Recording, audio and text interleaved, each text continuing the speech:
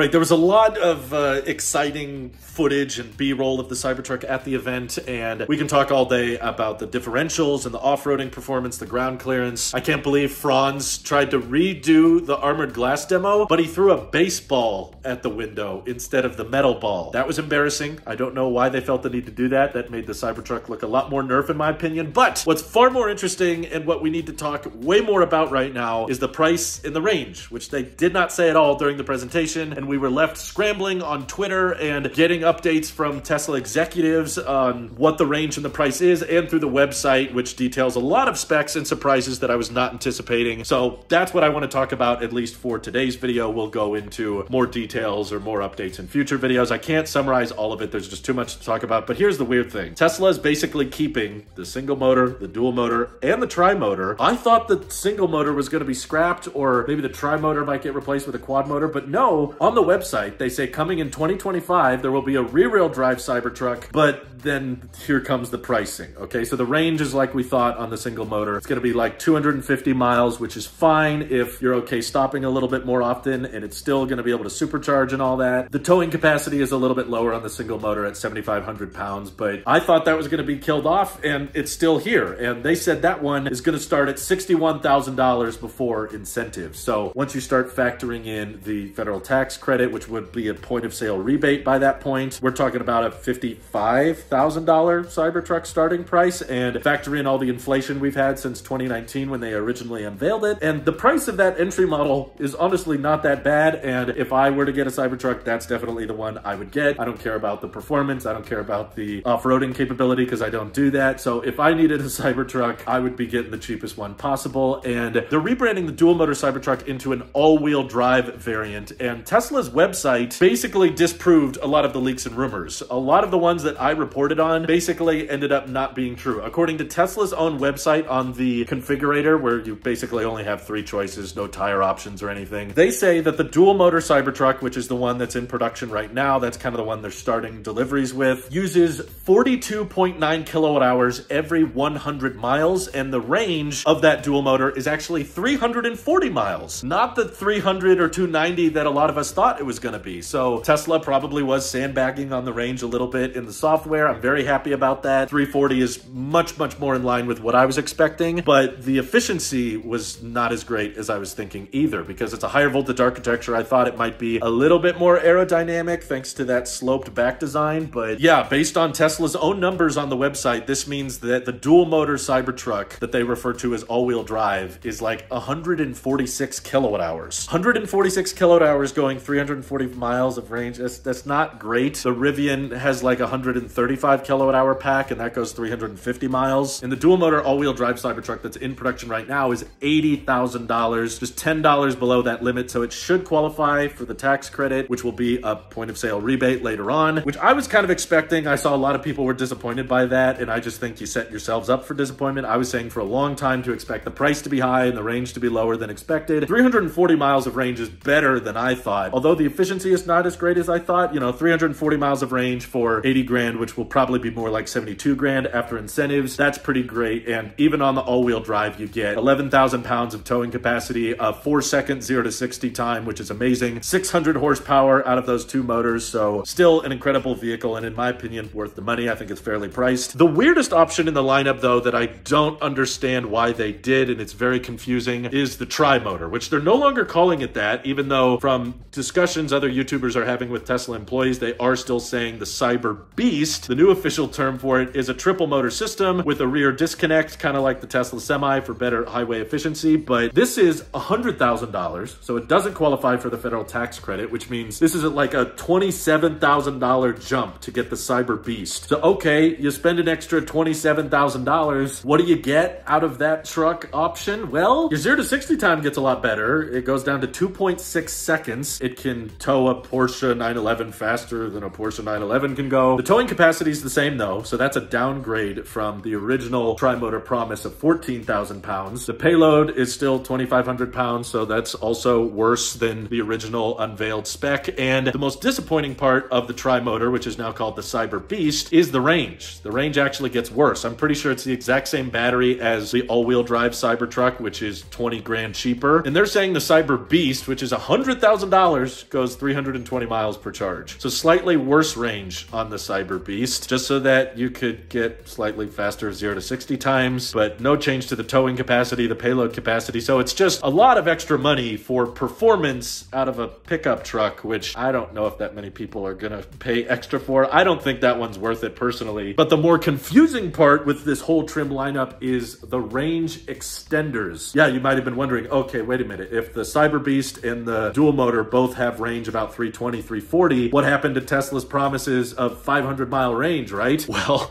as it turns out, Tesla is going to have a optional add-on that you have to pay extra for. According to Drew Baglino, they're going to add additional battery cells to the bed of the Cybertruck, but this is an option that you have to get installed professionally by Tesla because this extends the range by a lot. On Tesla's website, they're saying the range extender can push your all-wheel drive Cybertruck from 340 to over 470, but so far, nowhere on the website are they promising over 500 miles of range anymore. But they're just saying if you need that extra range, you have to buy this optional accessory, which is not listed anywhere on Tesla's website right now, but there's some references in the source code on the site that it might be around $16,000. So if you want to get that 470 mile range on your dual motor all-wheel drive Cybertruck, it's probably going to be a $16,000 add-on that goes somewhere in the bed, which is kind of a disappointment for people who want long range and a lot of storage. So we don't have a lot of information yet at this time of how big that battery is, like how that affects your charging curve, which I also thought was a big disappointment from this event. No talk about the charging. They just said it's on a higher voltage architecture, but they said it maxes out at 250 kilowatts. And I was hoping that we would hear more about V4 and how this can charge at 300 or 400 kilowatts, but no mention of that. I personally think the Cybertruck probably still can't accept faster speeds. They're just not ready to talk about it yet. And there was no talk about the Cyber Quad at all, which is a bummer, and no mention of the tailgate having a ramp, so I think that's been scrapped. No mention of whether or not the rear window can fold down. They did show off some tents at Giga Texas and a light bar so you can add on the additional accessories, but no talk about the solar cover. The event started late and it was very poorly lit and it felt very sloppy. The renderings of the Cybertruck at the beginning of the live stream looked really cool, but everything else after that looked really low budget. It was like in the corner of this dark room and you could barely see anything, and they just handed over a few Cybertrucks to random employees. But hey, at least Tesla through the website did give us some range numbers and some price numbers. You may not be the most happy with them. I'm the most over the moon and surprised that the single motor did not get scrapped. I really thought Tesla was not going to make that, and now they're doubling down on it. Like, okay, here's the price of the rear-wheel drive Cybertruck, and I'm a rear-wheel drive kind of guy. You know, I'm like, give me the cheapest one with the lightest weight, give me the best efficiency, so I would totally take the rear-wheel drive if they end up making that. But a lot of people are asking, do they need to reorder their Cybertrucks? Because now if you want to order one, it's $250. Still refundable, but apparently people have called Tesla and Tesla's saying, no, you don't need to reorder it. But I'm guessing if you ordered the tri-motor and you're not interested in the Cyber Beast and now you want to go with the dual motor, then that's probably something you might need to reorder. I don't know though. We're still trying to figure out all the details. Tesla is not great at communicating all this stuff. But overall, I'm so thankful that first deliveries have begun. All these pictures and videos have updated on the website, which is marvelous. And I'm very excited to talk more about the range extenders and how that affects your charging curve and how much of your bed gets eaten up by that range extender. Are you guys disappointed? Are you happy? Are you canceling your reservation? All that good stuff. Let me know your thoughts down in the comments below. And thank you to everybody supporting this channel directly. It seriously helps us out a ton, as does just watching these videos. So thanks again and have an excellent rest of your day.